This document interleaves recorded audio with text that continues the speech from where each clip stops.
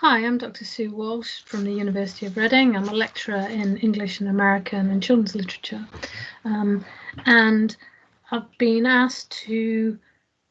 talk about Christina West's reading The Salem Witch Child, The Guilt of Innocent Blood. What I want to do really is talk about what I find so interesting about this text, what draws me to it, and what seemed to me to be the most significant and important things about this brilliant piece of work. For a start, I found it incredibly readable. It rips along. For me, it's so compelling, and it's compelling because of its complex, nuanced and sensitive analysis, which I find is as relevant to the present day as it is to 17th century Salem in its treatment, if you like, of children in the dock. Later on, I want to talk about what I find so brilliant about the title and its neat twist. But I think what I want to say most of all is what I appreciate is the way that this book both addresses the assumed disconnect between the child and the witch as a representative of evil, which rests in turn on an assumption of childhood innocence, whilst at the same time it analyzes the way in which narratives, whether historical or fictional, that feature witches and children can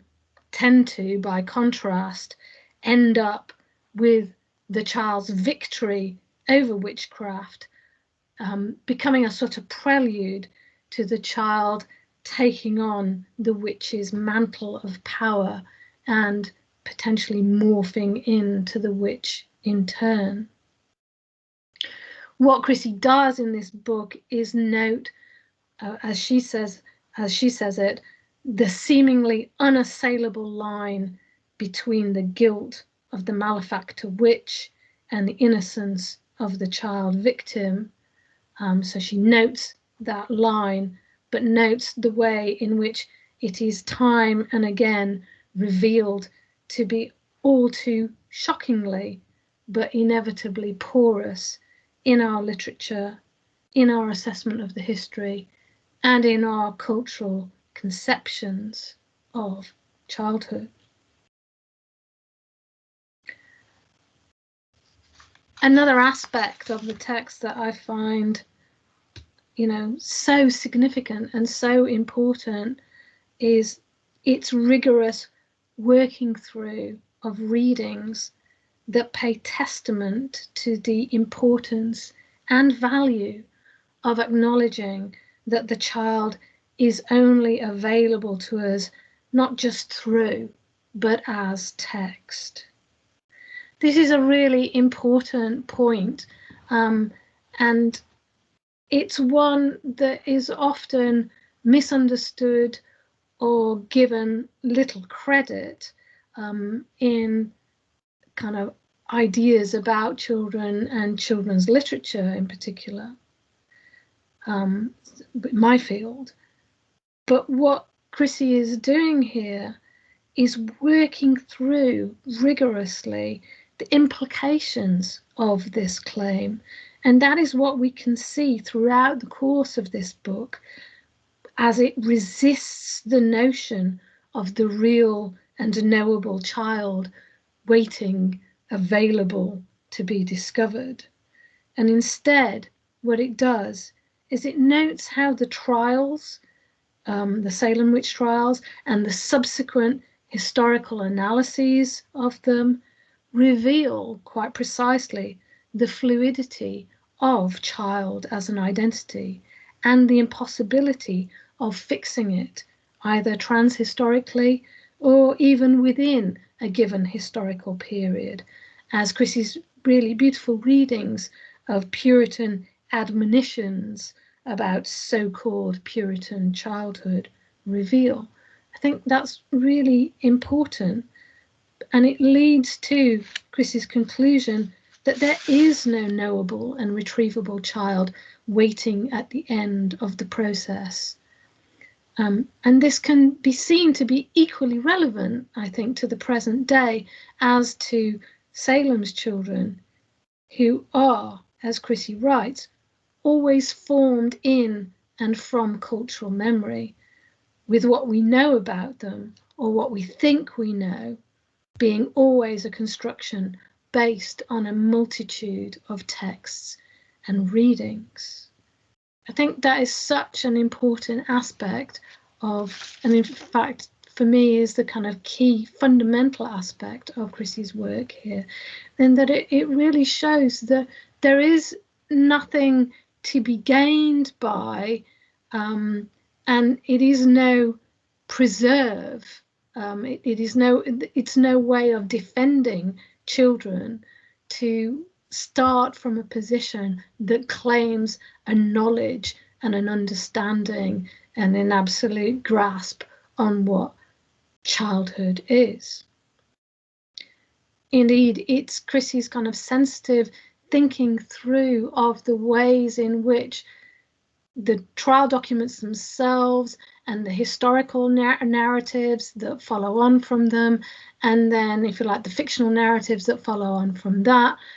It's Chrissy's really kind of rigorous thinking through of the way the figure of the child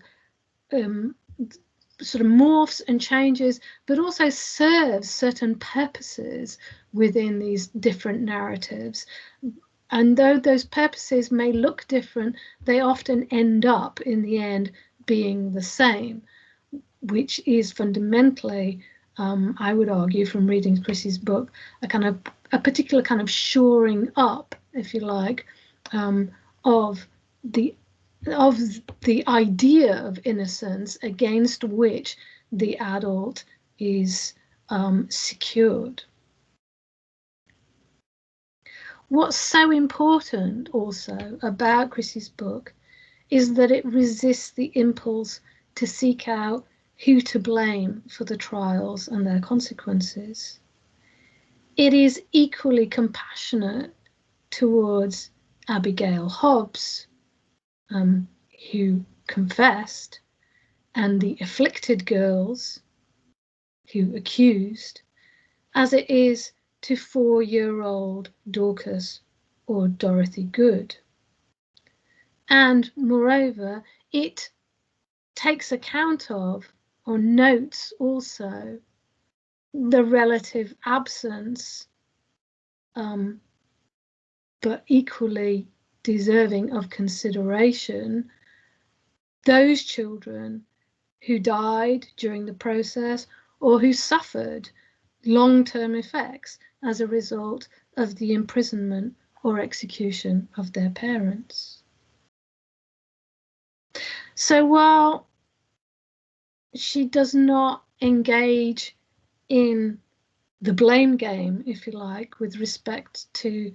the child protagonists of the trials, rightly so, she does not absolve the male prosecutors of the time, or for that matter, the historians and analysts that have later followed in their wake, whose words she analyzes with such forensic clarity, working through always the implications of their claims for the ideas of childhood that they hold. Chrissy notes the historical shift from the attempt to ascertain the guilt or innocence of the accused during the trials to the attempt to determine the guilt or innocence of the accusers in the later writings on them, and she refuses to be dragged into such judgments and instead addresses the crucially important issues around what it means to make claims about innocence, questioning, for example, could an innocent person be guilty? What would it therefore mean to be innocent? Is innocence the same as being innocent of something. Questions that are as relevant today as in 17th century Salem,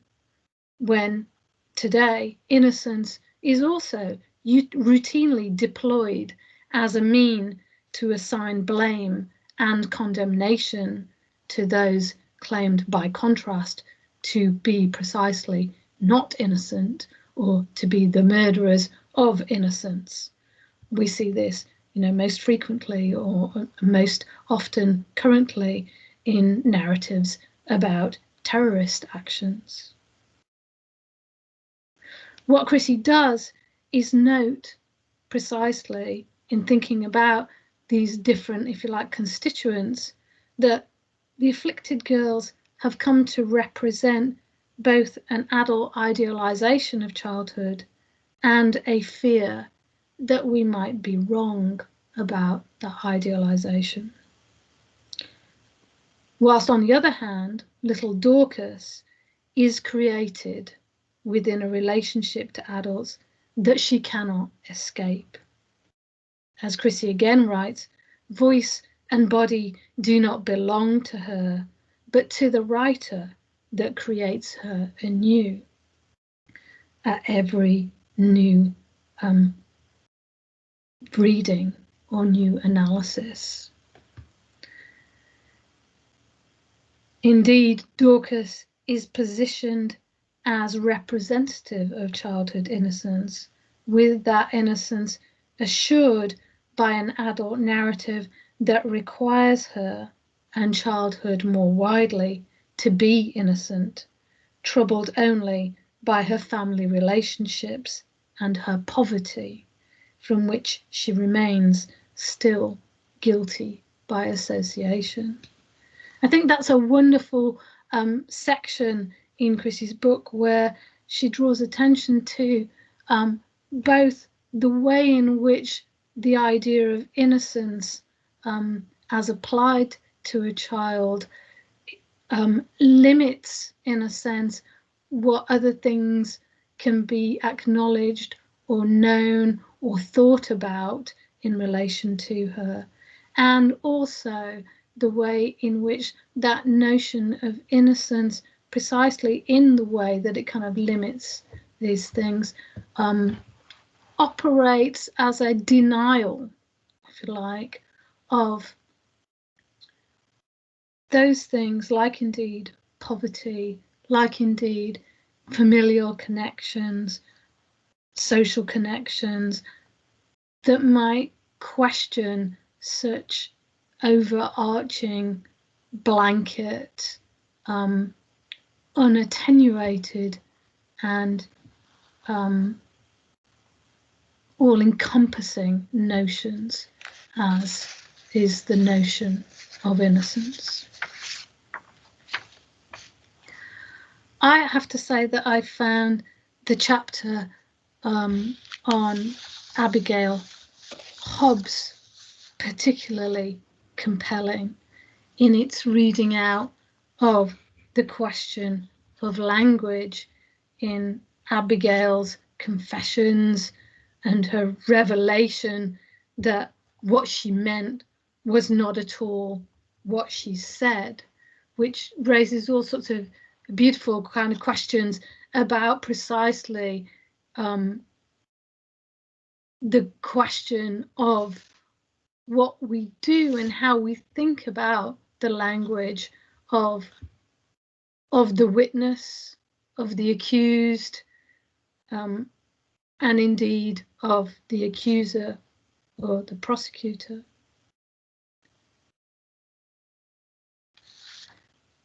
I think what Chrissy does here is think really interestingly about the way Abigail becomes figured in the subsequent analyses of her as not a question, but an answer.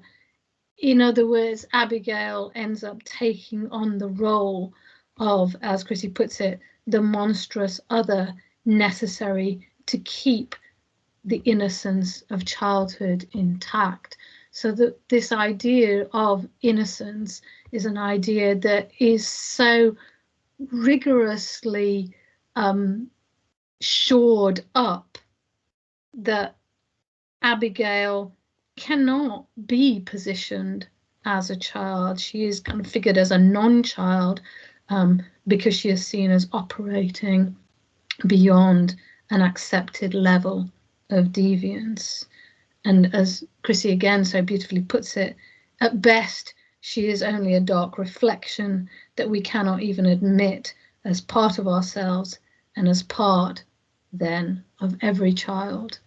And again, I think this is just such a telling analysis and is so relevant to what we might need to think about in relation to the whole notion of childhood and notions of childhood innocence in the present day, you know, very much as in the 17th century. Finally, I'd like to say that one of my favourite moments in the book is when I realised the neat twist of its subtitle, The Guilt of Innocent Blood, and how it took the words of an accuser's confession of guilt, "We fear we have brought upon ourselves the guilt of innocent blood," and repositioned those words to show how innocence becomes itself a form of guilt in the course of the trials and their analysis, and in our constant reconfiguring and hysterical reassertions of a guilt-innocence binary. I think what remains clear in Chrissy's book is guilt and innocence aside, all the children involved in the Salem witch trials were victims one way or another. And I think that is what's so compassionately and beautifully drawn out through the rigorous analysis of the documents, of the histories, and of subsequent fictional rewritings of the Salem witch trials by Chrissy. And I'd like to leave it there, but I just think it's a fantastic book and really well worth reading. Do go out and buy it, do read it, do enjoy it.